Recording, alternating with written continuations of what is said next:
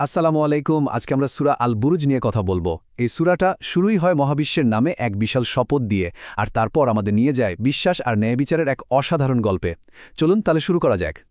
দেখুন, সূরাটা শুরু হচ্ছে কি দারুণভাবে, একেবারে মহাজাগতিক এক শপথ দিয়ে।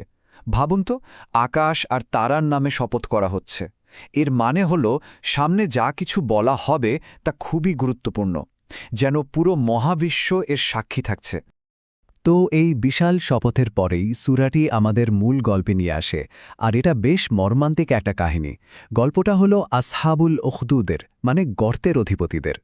আচ্ছা, আসহাবুল উখদুদ কারা ছিলেন? সহজ কথায় তারা ছিলেন বিশ্বাসী একদল মানুষ, আর তাদের একমাত্র অপরাধ ছিল যে তারা এক আল্লাহকে বিশ্বাস করতেন। আর এই অপরাধের জন্যই তাদের জীবন্ত পুড়িয়ে মারা হয়েছিল একটা বিশাল আগুনের গর্তে ফেলে দিয়ে। এখানেই গল্পের মূল সংঘাতটা শুরু হয়। দৃশ্যটা একবার কল্পনা করার চেষ্টা করুন। কি ভয়ঙ্কর! একদিকে দাউ দাউ করে আগুন জ্বলছে, আর অন্যদিকে অত্যাচারীরা একদম শান্তভাবে আগুনের পাশে বসে সেই দৃশ্য দেখছে। তাদের মধ্যে কোনো অনুশোচনা নেই, বরং তারা যেন এই পাশবিকতা উপভোগ করছে। কি নিষ্ঠুর একটা চিত্র! এখন প্রশ্নটা হলো, ওই বিশ্বাসী মানুষগুলোর অপরাধটা আসলে কি ছিল? কেন তাদের এমন ভয়াবহ একটা শাস্তি পেতে হলো? এই প্রশ্নটাই কিন্তু পুরো ব্যাপারটার মধ্যে যে কি পরিমাণ অন্যায় ছিল তা চোখে আঙুল দিয়ে দেখিয়ে দেয়। আর উত্তরটা হলো, তাদের আর কোনো অপরাধী ছিল না। তাদের একটাই দোষ ছিল, আর সেটা হলো সৃষ্টিকর্তার ওপর তাদের অটল বিশ্বাস। ভাবা যায়, এই বিশ্বাসটাই অত্যাচারীদের চোখে এত বড় অপরাধ হয়ে গিয়েছিল যে এর জন্য তারা এমন নির্মম পরিণতি বরণ করতে বাধ্য হয়েছিলেন। কিন্তু গল্পটা কি এখানেই শেষ? না, একদমই না।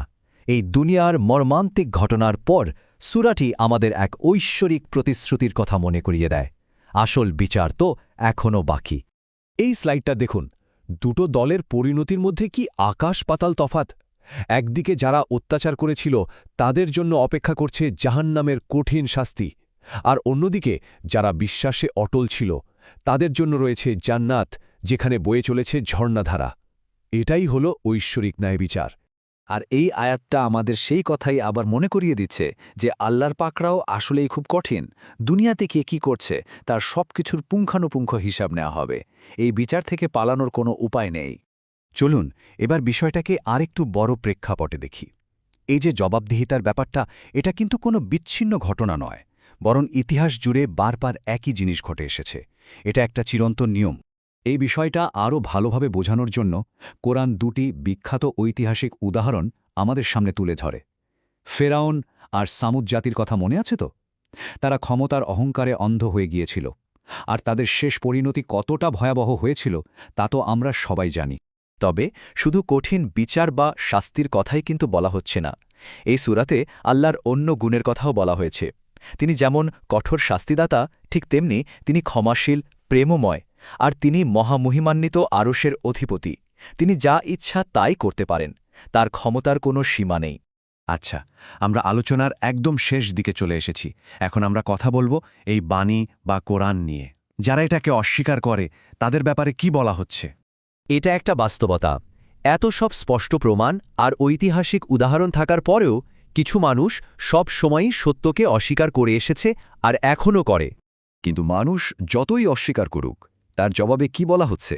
বলা হচ্ছে যে আল্লাহ তাদের চারদিক থেকে ঘিরে রেখেছেন। তার মানে চূড়ান্ত নিয়ন্ত্রণ আসলে তারই হাতে। কেউ তার ক্ষমতার বাইরে যেতে পারবে না।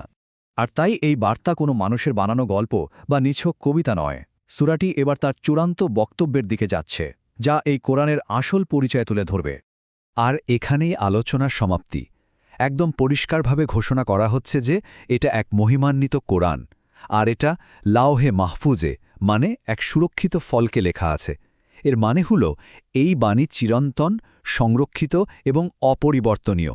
একে কেউ বদলাতে পারবে না। এই ঘোষণাটা শোনার পর এর শক্তি আর গুরুত্ব সম্পর্কে একটা গভীর উপলব্ধি তৈরি হয়।